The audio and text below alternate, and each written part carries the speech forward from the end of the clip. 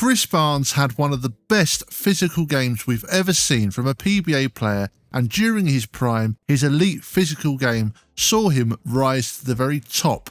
And in my opinion, in the late 2000s, he was the best bowler in the world from a sheer technical point of view. Every part of his approach was carefully crafted and internalised until he could effortlessly repeat shot after shot. But his physical game wasn't always what it is now.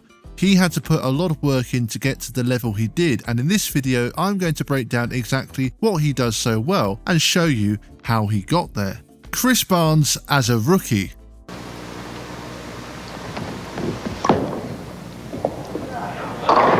Count it, Lisa. All right. Sit. You heard him say sit, Earl. These first clips are from 1989 when Barnes was just 19 years of age. He had won an amateur qualifier to compete in this bowling shootout against some of the top pros. Let's start by looking at his game. Now first of all, look at how he holds the ball far lower, right by his hip, and he also has an early push away too, pretty much right after his first step.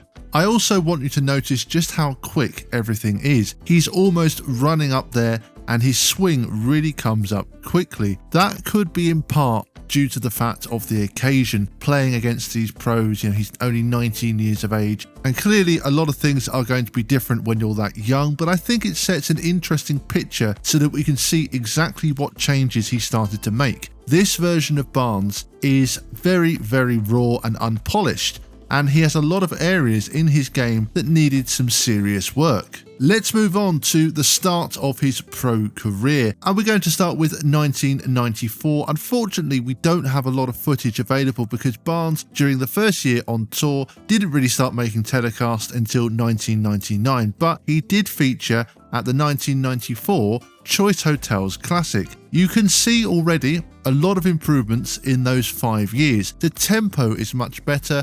His timing seems a lot better too. What still needs work is his swing. It's still very high and there's a lot of movement there too. There's definitely improvement in his steps and how he holds his body. There's not a lot of movement there. It's a lot more controlled overall, but like I said, it's still the swing that is a little bit erratic. But now that he's really starting to join the tour and trying to establish himself, he's now got some time to start to work on these things and improve his game. So we now jump ahead to the year 2000 when Barnes had really started to establish himself on tour. He'd won 2 titles in 1999 and also lost in 2 title matches. The 2000 season was of course the infamous season where he made 12 shows but failed to win a title. Peter's 4th championship round appearance. He has the lead.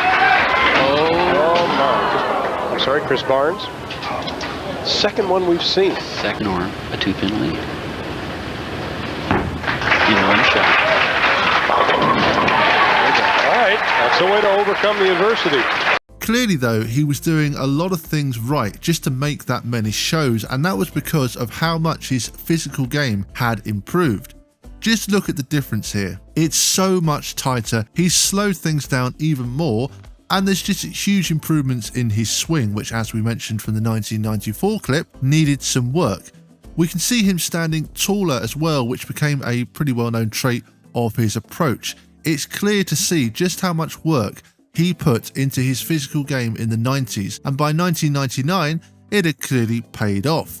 Barnes really got going in the 2000s, and despite his TV struggles, was still winning titles including majors and had established himself as one of the best in the game. By 2008, in my opinion, he had the best physical game of any bowler in the world. He was just automatic in that department and his physical game was never the issue. So let's now analyse this period and what made his game so elite. This is from 2008 and it really was Barnes in his prime. Let's start with his timing, which is interesting because it's quite late. He pushes away between the 2nd and 3rd step. That wasn't so obvious in the clips from the 2000.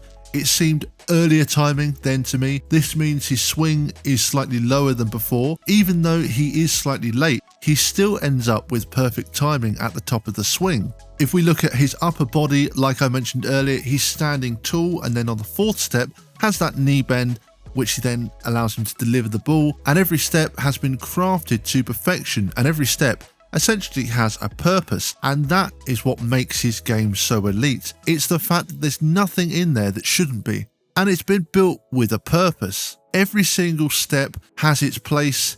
His swing, it's all just crafted with purpose. That's the only word I can use. And I suppose the other word is efficient. It is totally efficient. I mean, just look at his push away. It's so simple but effective. He just gets the ball in the right place, lets his arm do the work, and just has that really nice free backswing.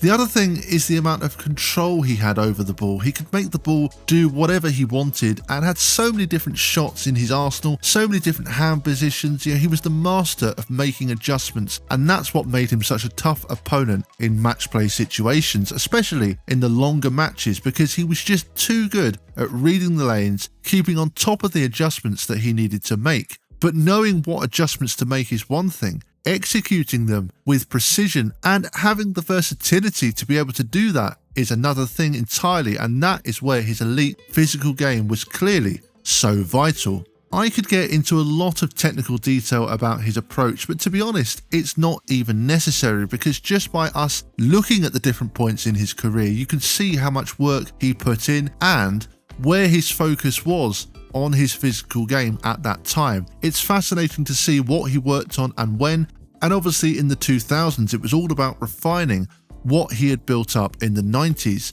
and most importantly adapting his physical game to deal with the changes that were happening with, for example, the introduction of the power players. He's never stopped working on his game. His work ethic is what made him one of the best to ever throw a bowling ball. Even to this day, at age 55, he is still always looking to improve. He's done everything he can to remain competitive in the modern game, and we'll just run a few clips from later in his career, including clips from this year on the PBA 50 tour. You can just see, just by watching them, the changes he's made to keep his physical game running as it should be, and also it became necessary to continue to compete.